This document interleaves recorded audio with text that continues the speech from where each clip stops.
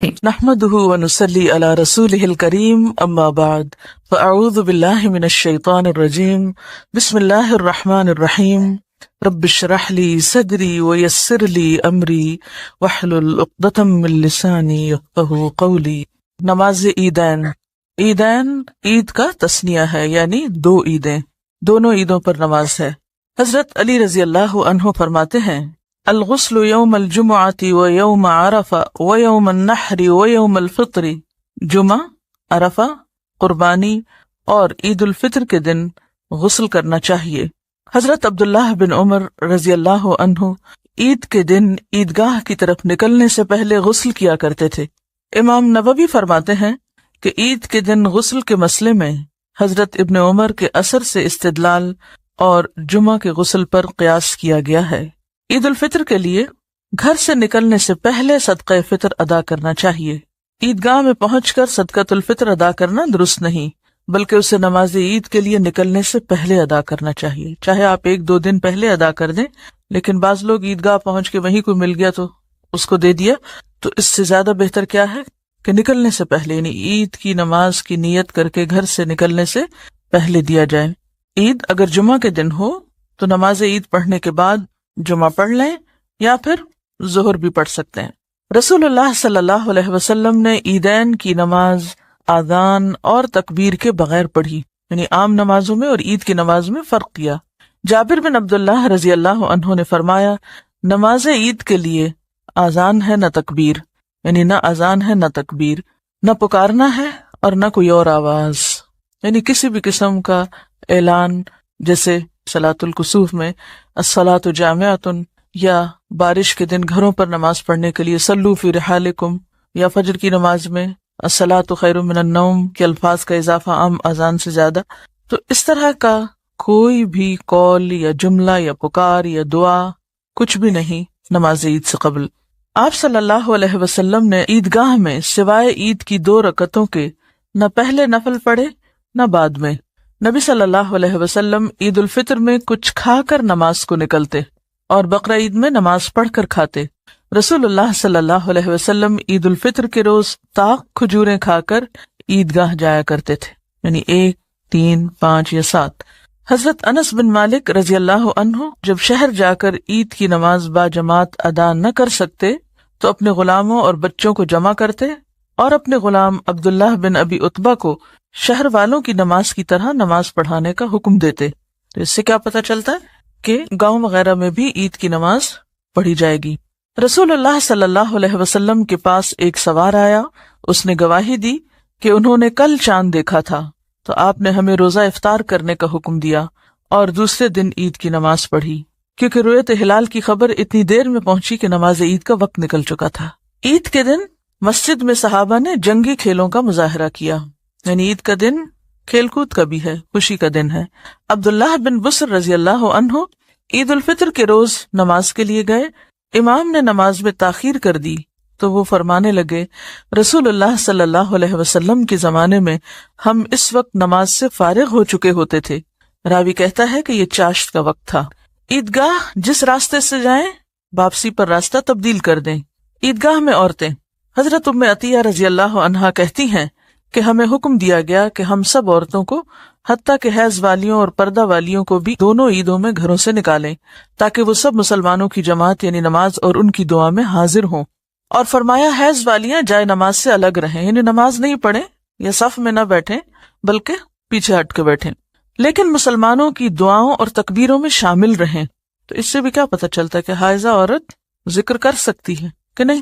جی ہاں، دعا میں شریک ہو سکتی ہے، دعا مانگ سکتی ہے تاکہ اللہ کی رحمت اور بخشش سے حصہ پائیں۔ ایک عورت نے عرض کیا کہ اگر ہم میں سے کسی کے پاس چادر نہ ہو تو پھر وہ کیسے عیدگاہ میں جائے؟ فرمایا اس کو اس کی ساتھ والی عورت چادر اڑا دے۔ یہاں کون سی چادر مراد ہے؟ جلباب، جو گھر سے باہر نکلتے وقت عورت اوڑھے گی۔ یہ نہیں کہا کہ وہ بغیر چادر کے ہی چلی جائے، بلکہ وہ دوسری سے چادر یا تو ادھاری لے لے یا پھر اسی کی چادر میں گھس کے چلی جائے۔ رسول اللہ صلی اللہ علیہ وسلم صحابہ اور صحابیات کو، حتیٰ کہ حیض والی عورتوں کو بھی ساتھ لے کر عیدگاہ کی طرف جاتے۔ آپ کی عیدگاہ مسجد نبوی سے 1000 فٹ کے فاصلے پر تھی۔ یہ عیدگاہ البقیع کی طرف تھی، یعنی مسجد میں آپ نے نماز نہیں پڑھائی عید کی، بلکہ الگ کھلی جگہ پر، اور اس میں سب کو شریک ہونے کا حکم دیا، جس میں مرد، عورتیں، بچے سبھی شامل تھے۔ دیکھیں عید کی نماز تو ہے اجتماعی نماز، گھر میں پڑھنے والے نفل نہیں ہے عید کی نماز، ٹھیک ہے، کیونکہ نکلنے کے لیے کہا گیا نا۔ اور پھر ان عورتوں کو بھی نکلنے کے لیے اگر کہا گیا جنہیں نماز نہیں پڑھنا، تو پھر جن کو پڑھنا ہے ان کو تو نکلنا ہی ہے، اللہ یہ کہ گھر والے نہیں مانتے تو جھگڑا فساد نہ کریں، لیکن سنت یہی ہے اور ثابت سنت ہے، اور اس سے مقصود دشمن پر مسلمانوں کی تعداد کا رعب ڈالنا بھی تھا۔ رسول اللہ صلی اللہ علیہ وسلم اور حضرت ابو بکر اور عمر عیدین کی نماز خطبے سے پہلے پڑھتے تھے، یعنی نماز سے پہلے کوئی خطبہ نہیں، کچھ نہیں، پہلے نماز اور بعد میں خطبہ۔ تکبیرات عید، حافظ ابن حجر رحمہ اللہ تکبیرات کے پڑھنے کے بارے میں فرماتے ہیں کہ رسول اللہ صلی اللہ علیہ وسلم سے اس بارے میں کوئی حدیث ثابت نہیں، یعنی کہ تکبیر کے الفاظ کون سے تھے۔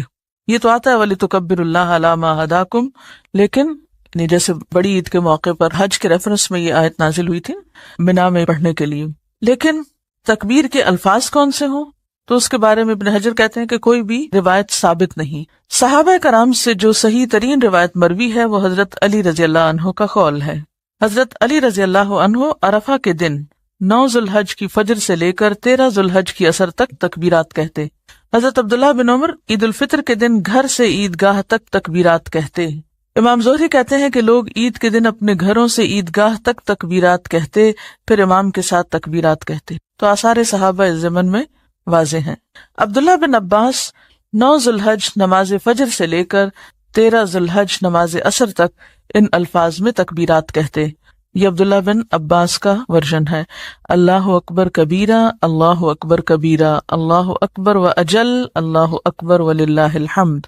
اللہ سب سے بڑا ہے، بہت بڑا، اللہ سب سے بڑا ہے، بہت بڑا، اللہ سب سے بڑا ہے اور سب سے زیادہ صاحب جلال ہے، اللہ سب سے بڑا ہے، اللہ ہی کے لیے ساری تعریف ہے۔ حضرت سلمان یوں تکبیرات کہتے، اللہ اکبر، اللہ اکبر، اللہ اکبر کبیرہ۔ اسی طرح ابن ابی شیبہ کی ایک روایت میں حضرت عمر اور حضرت ابن مسعود سے یہ الفاظ بھی ہیں، یہاں ابن عباس کے الفاظ ہیں اور حضرت سلمان کے، لیکن ایک اور روایت میں حضرت عمر اور حضرت ابن مسعود سے یہ الفاظ بھی ہیں، اللہ اکبر، لا الہ الا اللہ واللہ اکبر، اللہ اکبر وللہ الحمد۔ یہ کس کی روایت ہے؟ حضرت عمر اور ابن مسعود کی، اور یہ نیل الاوطار اور ابن ابی شیبہ اور طبرانی وغیرہ میں آئی ہے۔ دارقطنی کی جو روایت ہے جس میں رسول اللہ صلی اللہ علیہ وسلم سے تکبیر منسوب کی گئی ہے، وہ روایت صحیح نہیں، جس کے بارے میں انہوں نے لکھا ہے کہ رسول اللہ صلی اللہ علیہ وسلم سے الفاظ تکبیر کی صراحت دارقطنی میں یوں آئی ہے، اللہ اکبر، لا الہ الا اللہ واللہ اکبر، اللہ اکبر وللہ الحمد۔ اس حدیث کو امام ذہبی نے سخت ضعیف بلکہ موضوع کہا ہے، ٹھیک ہے۔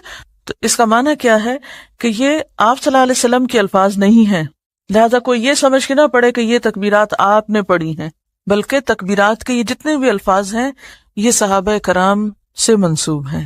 اب 3 طرح کے تکبیرات ہمارے سامنے ہیں، ایک جو عبداللہ بن عباس کی ہیں، ٹھیک ہے، دوسری حضرت سلمان کی، سلمان فارسی یعنی، تیسری حضرت عمر اور ابن مسعود۔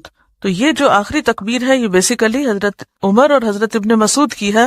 جس روایت میں یہ بات آئی ہے کہ یہ رسول اللہ صلی اللہ علیہ وسلم نے فرمائی، وہ روایت سخت ضعیف ہے، یعنی یہ آپ سے منسوب نہیں کی جا سکتی۔ اب آپ کے ذہن میں سوال یہ پیدا ہوگا، کیا پھر ہم تکبیر پڑھیں یا نہ پڑھیں؟ کیا کہتے ہیں آپ؟ کیوں؟ آثار صحابہ سے ثابت ہے، یعنی صحابہ کرام کا طرز عمل موجود ہے۔ یہ مت کسی کو کہیں کہ یہ حضور صلی اللہ علیہ وسلم کے الفاظ ہیں، بس اتنا سا فرق ہے۔ چلیے، نماز عید کا طریقہ۔ رسول اللہ صلی اللہ علیہ وسلم عید الفطر اور عید الاضحیٰ کے دن عیدگاہ جاتے، سب سے پہلے نماز پڑھتے، پھر خطبہ دیتے، جبکہ لوگ صفوں میں بیٹھے رہتے۔ خطبہ میں لوگوں کو نصیحت، وصیت کرتے اور حکم دیتے، پھر واپس لوٹتے۔ وضو کر کے قبلے کی طرف منہ کر کے اللہ اکبر کہتے ہوئے رفع الیدین کریں، پھر سینے پر ہاتھ باندھ کر دعائے استفتاح پڑھیں، پھر دعائے استفتاح ختم کر کے قرأت سے پہلے ٹھہر ٹھہر کر 7 تکبیریں کہیں، تب سورۃ الفاتحہ سے پہلے ہر تکبیر پر رفع الیدین کریں اور ہر تکبیر کے بعد ہاتھ باندھیں، یعنی تکبیر کر کے ہاتھ نیچے نہیں چھوڑیں گے بلکہ سینے پہ باندھیں گے۔ پھر امام اونچی آواز سے اور مقتدی آہستہ الحمد شریف پڑھیں، پھر امام اونچی آواز سے قرأت پڑھے اور مقتدی چپ چاپ سنیں۔ نبی صلی اللہ علیہ وسلم نے عید الاضحیٰ اور عید الفطر میں سورۃ قاف والقرآن المجید اور اقتربت الساعہ وانشق القمر پڑھی، اور ایک روایت میں ہے سبح اسم ربک الاعلی اور هل اتاک حدیث الغاشیہ، یہ صورتیں بھی پڑھی۔ ان صورتوں میں کیا معنی ہے، کس چیز کی یاد دہانی؟ چلیے مان لیا آپ کی بات، یہ تو عید کا دن ہے، خوشی کا دن ہے، اور اس دن قیامت کی بات، اقتربت الساعہ اور هل اتاک حدیث الغاشیہ، اور سورۃ قاف تو بہت ہی ہلا دینے والی سورت ہے۔ ایسا کیوں؟ خوشی کے دن میں آخرت کی یاد کیوں؟ عموماً ایسا ہوتا ہے کہ خوشی میں اعتدال قائم رکھنا بڑا مشکل ہوتا ہے۔ جب انسان کو کوئی خوشی کا موقع ہوتا ہے، اور پھر اجتماعی خوشی، ایک تو ہوتی ہے نا آپ کی انڈیویجول انفرادی خوشیاں، مثلاً کسی کی شادی ہے، یا کسی کے گھر بچہ پیدا ہوا، یا کوئی امتحان میں پاس ہوا، یہ خوشی کیسی خوشی ہے؟ انفرادی خوشی، آپ منا رہے ہیں خوشی، آپ کے گھر والے منا رہے ہیں، محدود پیمانے پر ہے۔ اور ایک خوشی وہ خوشی ہے جو سارا شہر منا رہا ہے۔ اب وہ کام جو سب لوگ مل کے کر رہے ہیں، تو اس میں اس بات کا اندیشہ ہو سکتا ہے نا کہ انسان خوشی میں پھر حد سے بڑھے، اور ایسے حد سے بڑھے کہ بالکل ہی اللہ کی یاد سے غافل ہو جائے۔ تو ایسے موقع پر بھی آخرت کی یاد دلائی گئی تاکہ انسان کسی بھی وقت اپنے اس اصل گھر سے غافل نہ ہو۔ اور پھر یہ بات بھی ہے کہ قیامت کے دن بھی سب لوگ اکٹھے ہوں گے، جمع ہوں گے، تو خاص طور پر جب نماز کے لیے سب اکٹھے ہوں، جس میں عورتیں اور بچے بھی شامل ہوں، تو اس موقع پر آخرت کو بھی آپ ریلیٹ کر سکتے ہیں۔ کس طرح ریلیٹ کر سکتے ہیں؟ کہ وہاں بھی بہت سارے لوگ ایک جگہ اکٹھے ہوں گے۔ آخرت کا دن یوم الجمع بھی تو ہے نا، اکٹھے ہونے کا دن بھی ہے۔ بہتر ہے کہ سورۃ فاتحہ کے بعد مسنون قرات کی جائے۔ جب پہلی رکعت پڑھ کر آپ دوسری رکعت کے لیے کھڑے ہوں اور قیام کی تکبیر کہہ چکے، تو قرات شروع کرنے سے پہلے 5 تکبیریں کہیں۔ دوسری رکعت میں قیام کی تکبیر کہہ چکے تو قرات شروع کرنے سے پہلے 5 تکبیریں کہیں۔ پہلی رکعت میں تکبیریں کب ہوں گی؟ دعائے استفتاح کے بعد، اور دوسری رکعت میں ابتدا میں۔ ان تکبیروں میں بھی رفع الیدین کریں اور ہر تکبیر کے بعد ہاتھ باندھیں۔ امام بہقی رحمہ اللہ نے نماز عیدین کی زائد تکبیرات میں رفع الیدین کرنے پر جس حدیث سے استدلال کیا ہے، اس میں حضرت عبداللہ بن عمر فرماتے ہیں کہ رسول اللہ صلی اللہ علیہ وسلم ہر اس تکبیر میں ہاتھ اٹھاتے جو رکوع میں جانے سے پہلے کہتے، یہاں تک کہ آپ کی نماز مکمل ہو جاتی۔ آپ دیکھیے کہ تکبیروں کے ساتھ ہاتھ اٹھانا ہے نا، تکبیریں تو آپ سجدے کے اندر جاتے اور اٹھتے ہوئے بھی پڑھتے ہیں، تو پھر وہاں کیوں نہیں ہاتھ اٹھاتے؟ تو اس سے کیا پتہ چلتا ہے کہ نماز عید میں بھی جو ہاتھ اٹھاتے ہیں، یا عام بھی نماز میں جو رفع الیدین کرتے ہیں، یہ تمام رفع الیدین رکوع سے اٹھنے تک ہے۔ جب آپ سجدے میں چلے جائیں تو سجدے میں جاتے اور اٹھتے وقت رفع الیدین نہیں ہوگا۔ پھر 2 رکعتیں پڑھ کر سلام پھیر دیں۔ رسول اللہ صلی اللہ علیہ وسلم حضرت ابو بکر اور عمر اور عثمان رضی اللہ عنہم پہلے نماز پڑھتے، پھر خطبہ دیتے۔ عیدین کا خطبہ ممبر پر نہ پڑھیں، یعنی جیسے جمعے کا خطبہ امام اوپر اٹھ کے سیڑھی پر اوپر جا کے پڑھتا ہے، تو عیدین کا اس طرح نہیں۔ ابو سعید خدری کی حدیث سے معلوم ہوتا ہے کہ عیدگاہ میں ممبر کا اہتمام مروان بن حکم کے عہد میں کیا گیا، یعنی یہ بعد کی روایت ہے۔ ابو داؤد اور ابن ماجہ میں ہے کہ ایک شخص نے مروان کے اس فعل پر اعتراض کرتے ہوئے کہا، تم نے عید کے روز ممبر لا کر سنت کی مخالفت کی، کیونکہ اس روز اسے نہیں لایا جاتا تھا۔ نبی صلی اللہ علیہ وسلم کے دور میں ایسا نہیں ہوا تھا کہ عیدگاہ میں ممبر لے جایا جائے، ٹھیک ہے، اور خلفائے راشدین کے دور میں بھی نہیں ہوا، بعد میں ہوا تو اس پر اعتراض کیا گیا۔ اب دیکھیے کہ اس میں ایک ایکسٹرا تکلیف بھی تو ہے نا، اگر اسپیکر کا انتظام ہے اور آواز پہنچ رہی ہے تو کافی ہے۔ بیسیکلی صحابہ کرام کی ایک احتیاط کو آپ دیکھیے کہ حد الوسع اس چیز سے بچنے کی کوشش کرتے تھے کہ کہیں ہم آپ سے آگے نہ چلے جائیں، جو سورۃ الحجرات میں جیسے آتا نا، لا تقدموا بین یدی اللہ ورسولہ، جو کام آپ نے نہیں کیا۔ اسی لیے جب حضرت عثمان نے مسجد میں ایکسٹینشن کی تو بھی لوگوں نے اعتراض کیا کہ آپ کیوں اس کو اس طرح بنا رہے ہیں، تھوڑا بہتر بنائی، پکی اینٹوں کی بنائی تھی۔ حضرت عائشہ کے پاس بچیاں دف بجا کر اچھے اشعار گا رہی تھیں، ابو بکر رضی اللہ عنہ نے انہیں منع کیا۔ نبی صلی اللہ علیہ وسلم نے فرمایا، اے ابو بکر انہیں کچھ نہ کہو، بے شک آج عید کا دن ہے، بلا شبہ ہر قوم کی ایک عید ہوتی ہے اور آج ہماری عید ہے۔ لیکن اس سے کہیں یہ ثابت نہیں ہوتا کہ انسان فحش اور لچر قسم کی باتیں شروع کر دے۔ اس حدیث سے استدلال کرتے ہوئے کسی کی شادی کا موقع تھا تو اس میں بچیاں شعر پڑھ رہی تھی اور آپ صلی اللہ علیہ وسلم وہاں تشریف لائے تو آپ نے ان کو منع نہیں کیا، لیکن جب ایک خاص شعر پر پہنچی جس میں فخر اور غرور کی کچھ بات تھی تو آپ نے فرمایا کہ یہ نہ کہو بلکہ وہی